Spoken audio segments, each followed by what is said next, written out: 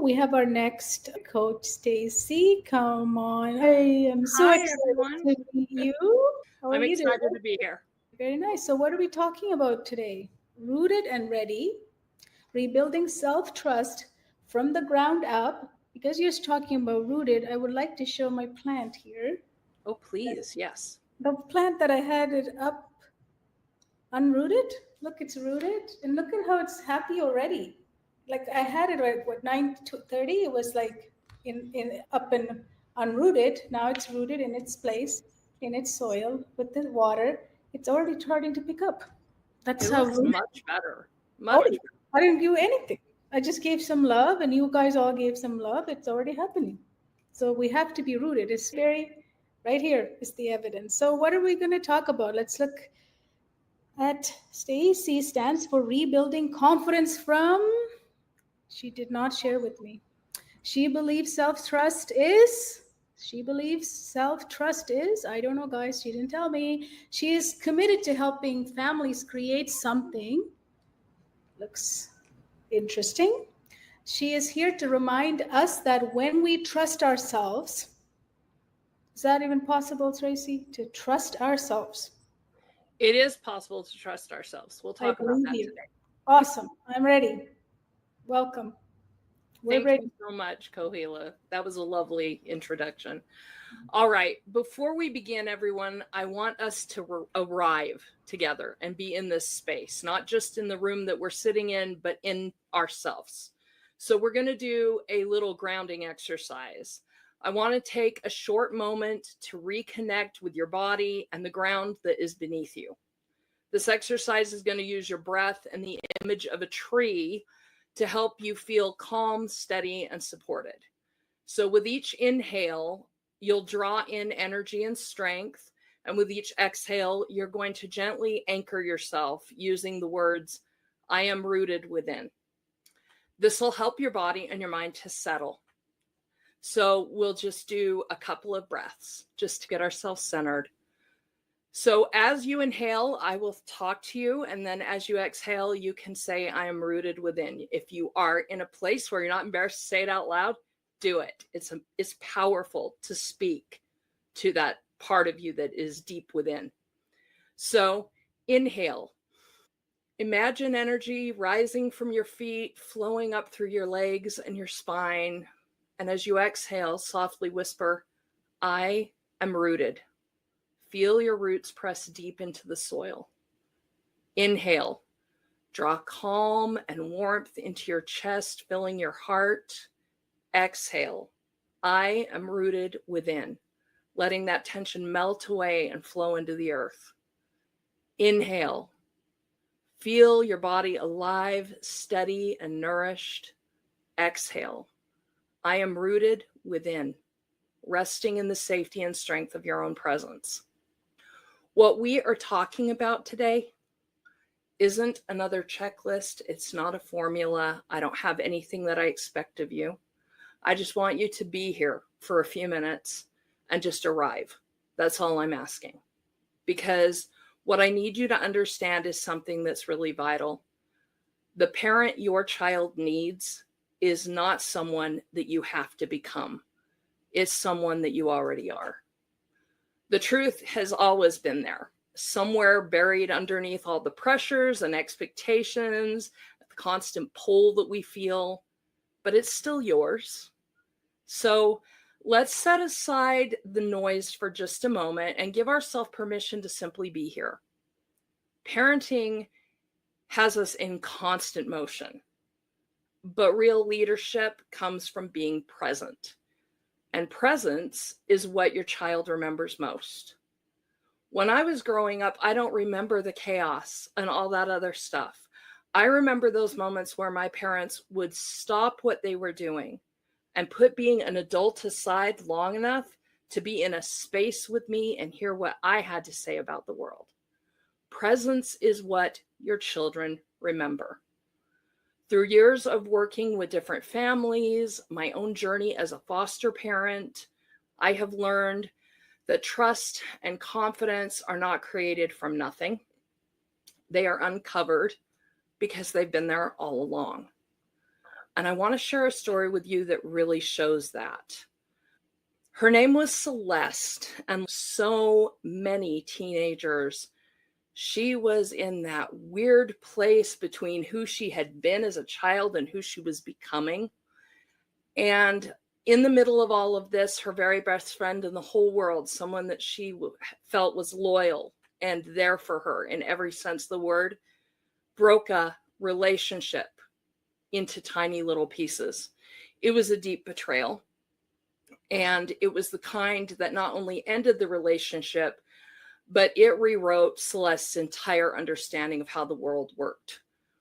She didn't just question if her friend had been cruel. She knew that. She started to question what was wrong with her. Why did this happen to me? What have I done? What did I do wrong? What if I'm not good enough? If I don't even know how to trust my own instincts anymore? Because here's what happens. When self-trust breaks like that, it doesn't just stay, sends ripples out through. Her mother was understandably, she came to me and she, I don't know what to do. I'm exhausted. I'm not sure how to help my daughter. She's not connecting with anyone, let alone me. Because what Celeste had done is she pulled back from everyone. She stopped doing the things she loved. She stopped talking to the people that she cared about. She just closed off and went into a shell. Here's the thing we don't always understand. When trust is broken, especially during adolescence, it's not just an emotional problem. It's actually neurological. The brain starts to rewire to survive. And the nervous system, once open to connection and once excited to connect, shifts into the self-protection place where it can't be reached. And it looks like withdrawal to those of us who are not experiencing it. It might be resistance. It may even look like apathy, but it's really none of those things. It is the body doing its very best to keep the heart from breaking any further than it already has. School became a battlefield for Celeste. Anyone who would encourage her would get lashed out at. She just didn't want anyone to tell her that she was good enough. When we would praise her, it would always be answered with, no, I'm not good enough. Why are you telling me that? That's completely ridiculous. Why would you say that about me? So the more we encouraged, the worse it got. And I began to realize, and her mother began to realize, that was not what she needed. So we started to dig, and here's what we discovered. She simply needed permission to slow down, to not know the answers to everything, to feel what was true inside of her without the pressure of being okay. Because why should she have been okay? If any of us had someone betray us the way her friend had betrayed Celeste, we wouldn't be okay either. But she didn't have the coping mechanisms to deal with it, and that's why she shut down. When your nervous system goes into protective mode, you might curl inward because your internal compass, the thing that lets you know how the world is supposed to work for you, it's broken as far as you're concerned. So when your internal compass is no longer something that you can trust, then you don't hear that inner voice that tells you that you are a good and wonderful person who deserves good and wonderful things. That disappears. So I want you to think for just one moment with me. Have you ever seen that in your own child? Maybe you have seen it in yourself. That moment where what appears to be a lack of motivation is really a quiet grief and a silent plea to be understood. I remember Celeste's mom asked me, how do I build confidence in my daughter? How do I help her? But the truth of the matter is that's not the real question we needed to look for. So let's reframe this for a minute. First of all, we have to understand confidence isn't a personality trait. It is not a performance metric. It is what is called felt safety. It is a deep, quiet alignment with yourself. And it doesn't come from praise and achievement. It comes from inner congruence. What is inner congruence, you may ask? It's the sense that who I am and how I show up in the world are in harmony with one another. And it isn't about changing what we see. It's about trusting who we really are at the core. So there's a tool that I like to use with my students and other children that I come in contact with in my family, and it's called the identity anchor. When a person loses trust in themselves, they start to drift, very much like a boat that is unanchored. The center may feel foggy. They float into questions like, am I good enough? Do I matter? Did I get this right? All of these questions begin to pile up inside, and they start looking outward for proof of their worth. And the more we search externally, the more unsteady we're going to feel. But when someone is anchored in who they are, not just what they do, the fog can begin to lift. It's about reconnecting with that sense of calm and reliability that you have within yourself. And that's what we began to work on with Celeste. She didn't need more accolades. She didn't need more praise. She just needed some stillness. She needed someone to hold a mirror up to her essence and not worry about her performance. She needed to understand that to be a leader for herself, she had to know herself. And then she had to understand she had nothing to prove to anyone. So here's something that you can do either with your child or even with yourself today that will help. I'll explain it and then we're going to do it together.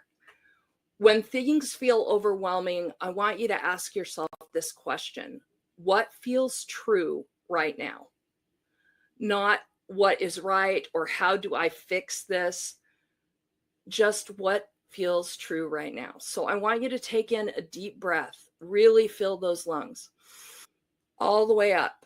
And then if you want to, place your hand on your heart so you can center yourself. And then I just want you to whisper this to yourself: what feels true right now? Don't analyze it. Don't judge it. Don't question it. Just notice what comes to mind. This is the deepest form of guiding that we can have, is that trust in what is deep inside of us. Every time that we decide to pause and recenter instead of pushing ourselves, we're healing ourselves. And that is really what we want to accomplish. This one question can awaken that inner compass I was talking about. It reminds the nervous system, you are safe here. You are allowed to feel what you are feeling. Now, sometimes if you're really struggling, you need to go a little bit deeper and you need to be a little bit braver. So I'm going to give you 2 more questions that you can use. First, you want to ask yourself or your child, if your fear had a voice right now, what would it say? If you're actually asking someone, let them vocalize it. Let them feel the heavy for a second. And then reply with this: and if your truth had a voice, what would it say back to the fear? The beauty of this is it helps our children hear both voices. It acknowledges that both voices exist. And it does it in an environment where there is no judgment. And it's a powerful way to restore trust. Because sustainable trust isn't about silencing fear. It's about learning to hear the truth that's underneath it. And for Celeste, that core of healing began when she discovered that she could simply breathe. But I want to tell you something amazing. After all of that, Celeste learned to regulate herself. And something incredible happened. She began to trust herself again. She engaged in activities again. She began making new friends, people who understood her and were going to respect and appreciate who she was. She showed up to class with a lightness that I hadn't seen in her in months. And she rediscovered joy and got excited. She joined a writing club. She started doing all of these things that she'd always thought might be fun, but she was too worried about the judgment that people would have for her for being a nerd that liked to write. So now, suddenly, she found herself in this place, surrounded by people who understood and loved her for who she was. She grew tall and beautiful as her roots spread deeper and deeper into the earth. Her thought process changed. Her self-care changed. Her ability to give grace to herself expanded as her roots did. And she started to appreciate and understand who she was. That understanding made it easier for her to reach out to everyone else, and it made her powerful. But the thing that is so amazing about this story is not just Celeste, though she is amazing. What is amazing to me is that her mother went on this journey with her. She did not pull her and say, come on, get going. She didn't push her into it and tell her, you got to do this. You got to do this now. She calmly stood beside her and walked with her through the process. It was beautiful. She created a space where her daughter could see mirrored back to her the trust that her mother had for her in the process. And it gave Celeste the ability to find her own trust within. It was an absolute honor to witness that. To see them not just survive the challenge, but to emerge stronger and closer than they had ever been before. But see, that's the beauty of the nervous system, is it heals. It's being fully restored to trust within yourself. And it happens gently over time. If we allow our truth to be honored, our voice to be heard, our mistakes to be welcomed. Yes, I said mistakes to be welcomed for the growth that they bring. It will grow those roots so much more powerfully and stronger. So what I want you to understand is confidence is like the roots underground. It is not a firework. It is a garden. It doesn't explode. It grows over time, quietly, faithfully below the surface. And when we plant the seeds of presence, patience, and permission, that's when the real growth begins. I want you to think about your child for a moment. What part of them needs watering, not weeding? What part needs watering, not weeding? Because that's what's going to make the roots strong.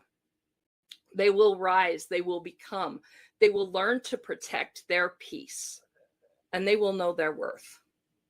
Now, as an illustration of how important nurturing confidence is, I want to share with you a story about my own experience with parenting. My husband and I have been married for a little over 20 years, and we have never been able to have children. We have suffered with infertility our entire marriage. So we decided that we were going to become foster parents so that we would be able to experience the joy of parenting. And we invited a beautiful young woman into our home. She was 10 when she came in, and her name was Selena. She arrived carrying the most profound heartache. She had no trust in herself. She had no trust in anyone else. She was terrified of people. She did not feel safe in the world. She didn't feel safe within herself. And that is when I truly began to understand what felt safety was. As a teacher, I had talked about it for years, but I had never truly understood what it was. It was not a concept that I was teaching. It was a lived experience that I had to learn to embody. Otherwise, this child was never going to feel safe. So, felt safety isn't being told, you're safe now. The words mean nothing when you are in crisis. It is physiological. It's knowing at a body level in your nervous system that you're not being judged, and you don't have to be fixed or evaluated. Your presence is welcome just the way it is. We have to meet our children where they are and let their cues guide us. And to do this, we have to be quiet enough to notice it.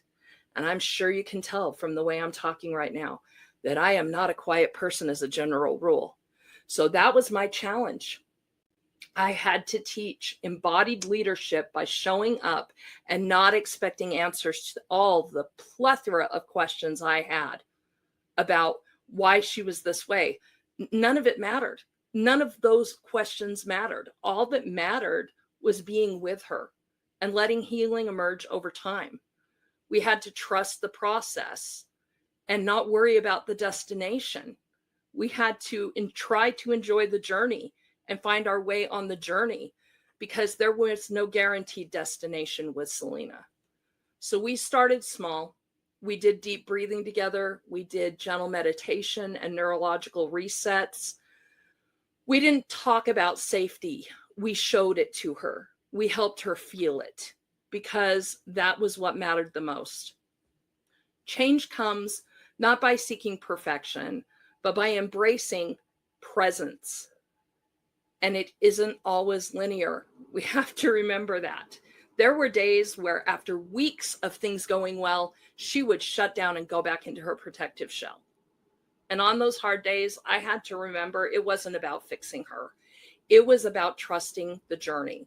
I had to regulate my nervous system first, because kids don't just hear our words, they sense our energy, they feel our energy. And when I could breathe and stay grounded and trust, she could do the same thing. And over time, she began to unfold. And we had her laughing, and her voice she was not scared to speak. Her imagination opened up like a beautiful garden. And she was an artistic, amazing soul filled with such a hunger to make the world a better place. And it was amazing to be able to just be there and lead in her healing. But I didn't fix her. It wasn't me that fixed her. I just offered presence and a belief to remind her of the wisdom and trust that she already had within herself. Leadership isn't about being fearless. It's about feeling that fear, feeling it deeply, and choosing trust anyway. Children don't need to be rebuilt. They need to be remembered. They need to be seen, and not for the struggles that they have, but for the power within them. We need to trust what lies within. Selena taught me as much as I ever taught her. Real healing comes from not fixing or controlling, but from presence, just being there. And when we make that place of trust for our children, they return that honor and they mirror that presence back. There are no perfect answers in this world, guys. There are no guarantees, but there are powerful practices, ways that we can teach our children and indeed ourselves to quiet that fight, flight, and freeze or fawn response. We can show our body that it is safe, and we can help our nervous system to rest and root. And when a child feels safe in their body, their mind can dream again. Their soul can breathe again. And from that place of rooted calm and connection, that's where transformation begins. This is what embodied leadership is supposed to look like, is staying present for all those questions and not worrying about the answers. Through their journeys, both Celeste and Selena, and so many children since then, I have learned that the strongest healing comes from not fixing or controlling. It comes from being present. It comes from trust and the realization that we're not broken beings in need of any kind of repair. I want to ask you this one thing. What if the confidence your child needs isn't something they have to earn? We don't live in a world that would ask that kind of a question, right? It's all about what we can give, what we can be to everyone else. But the truth of the matter is, we need to be worried about where we are to ourselves. What if it's something they already carry within them, just waiting to be remembered? What if your nervous system right now could signal your children that they are safe, seen, and enough? Because I have news for you. It can. It can. How would it feel for them and for yourself to have that security? This journey isn't about finding solutions. I've said that many times now, and it's because I really want to drive that home. It's about trusting that inner wisdom and your instincts. May you remember, the confidence is not performance. It's a homecoming, not to a place, but to yourself. Not to who you should be, but to who you already are. And as we end, I want to remind you to feel the ground beneath you, the same ground that your child stands on, the same earth that holds us all. You are already guiding with every breath and every pause and every moment you choose trust over fear. The world doesn't need your performance. It needs your presence. It needs you rooted and real and unafraid of who you are. That's where confidence lives. Not in applause, not in accolades, but in that quiet knowing that you belong here, that your child belongs here, and you're both already whole. May you be rooted. May your nervous system settle into this truth. May your children grow from the deep, quiet knowing that they are already enough. And may you trust, finally, fully trust the ground you stand on. Thank you. Love it. Love it. Beautiful. Any questions for her, Stacy? I have to show you something. Okay. To show you something. So you saw the plant I had in my hand, right, this morning? Yes. Unrooted, right? It wasn't. Then I planted it to show at the end how it's going to grow, right? So it's already doing really pretty well, right? Look how happy it is. Already, right? But guess what? There's another magic thing happened. I was going to show at the end another plant and show that I wasn't sure completely. You know how we can't trust, right? Because we're in Right. a system, we have to doubt ourselves. I wasn't sure if this is going to pick up the pace by the end of today to actually have some real rootedness, right? Like ground. Right. But it's already doing it. But guess what else happened? I brought another one to show them because it looks identical. So I could show them and they will feel like it's magic. Look, but I don't have to. That's one thing. But look, the other plant I brought, look at the branch, what it's doing. I put them like this. Look at this branch that's going towards this other plant that I never unrooted. Do you see that? It's actually bending and going. How much has bended to go towards that? Why do you think it's going towards that? What's this plant? This is the one that never got unrooted. This was I think it's because it can sense that other plant is rooted. And that's very much what our children can do. They will reach toward us if we give them that wonderful understanding that we are in that space with them and we want to share that with them. And this happened within less than half an hour of me putting these together. That's so plant is doing it. Isn't that amazing? That was not planned. That's just God's magic there and the plant's instinct. That is magic. But awesome. Here's the thing, as you're saying, I looked at the plant, it's doing one branch is just going that way. That's exactly what you did to your foster child. You grounded, you were rooted, you didn't do anything, so she came towards you. I didn't demand anything of her. And that was hard sometimes. But she felt the energy that you were grounded and you were rooted and your nervous system is what she needed. Isn't that amazing? That's awesome. Plants do it all the time. We have so much to learn from plants. We do. Yes. Wow. I know. Wow. I actually was going to show the other plant as the plant that I planted, but I don't have to now anymore. I just showed you guys I have two plants. But any questions for Stacy? I loved it. Amazing. So I want to go back to one of the slides. Can you answer this for us? She's here to remind us that when we trust ourselves, what was it that you were going to share with us? I'm here to remind you that when we trust ourselves, everything aligns. We know deep inside we are whole already. We just forget it sometimes. So I'm here to remind you that when we trust ourselves, we become aligned and we are able to do what our children need us to do for them because we're being present and aware. Yeah, beautiful. Anything else you want to share with our audience?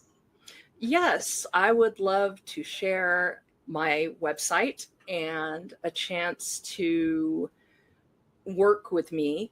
I have strategy sessions that I have put together.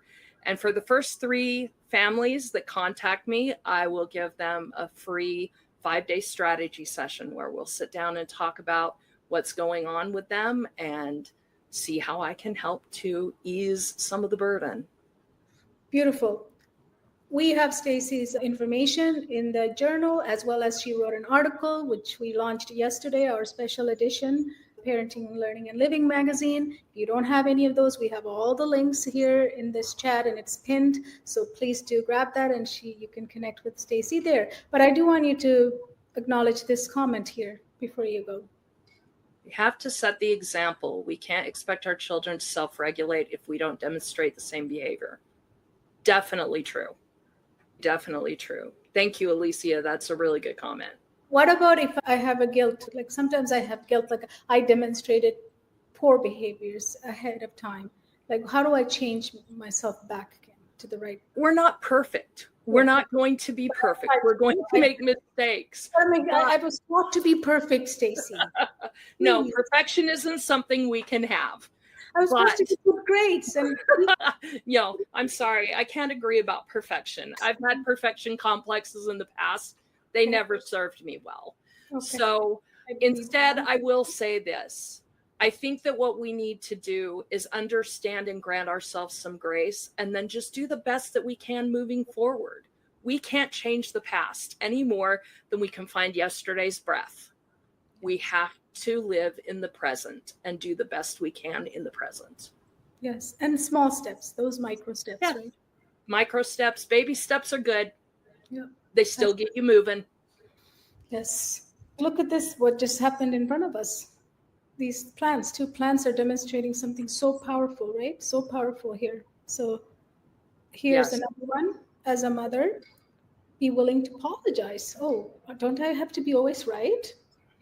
No, I think children benefit deeply from the knowledge that their parents are not perfect and make mistakes. It allows them and gives them permission to be imperfect and make mistakes. So thank you. I would agree. Apologizing when we make mistakes is vital. Yeah. Otherwise, we're just sending the wrong message that when they can't come to us unless they're perfect.